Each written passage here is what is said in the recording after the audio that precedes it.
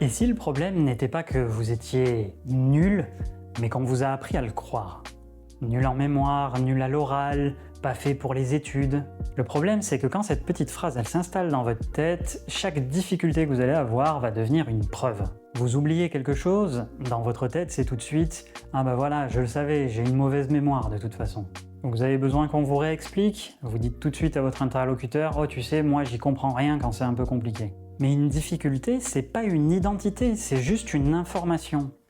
Et ça concerne pas que les apprenants, ça concerne aussi les formateurs, les managers, les parents. Parce que quand on pense qu'une personne n'est pas capable, on peut finir par lui renvoyer cette idée, même sans le vouloir. On la sollicite moins, on lui laisse moins de chances d'essayer, on lui fait moins de retours précis sur ce qui était bien et pas bien dans ce qu'elle a fait. On ajuste moins notre pédagogie, en gros on est moins patient avec elle. Et petit à petit, la personne peut finir par se comporter comme si elle était réellement incapable. Et ça a un nom, ça s'appelle l'effet golem.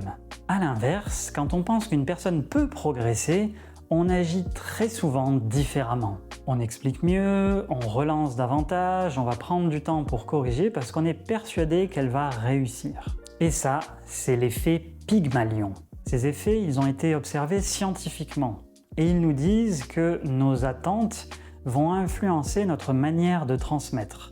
Et donc, ils vont également influencer les résultats de nos apprenants. Attention, ça ne veut pas dire qu'il suffit de croire en quelqu'un pour amener la réussite, ce serait trop simple.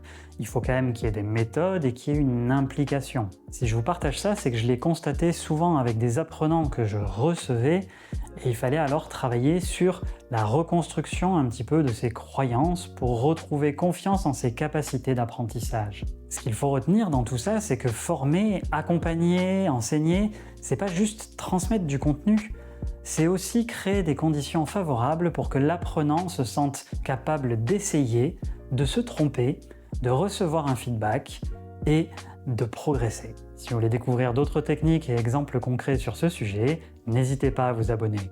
Moi c'est Nicolas, je suis orthopédagogue et athlète de la mémoire, et ici on apprend à se comprendre pour se sublimer.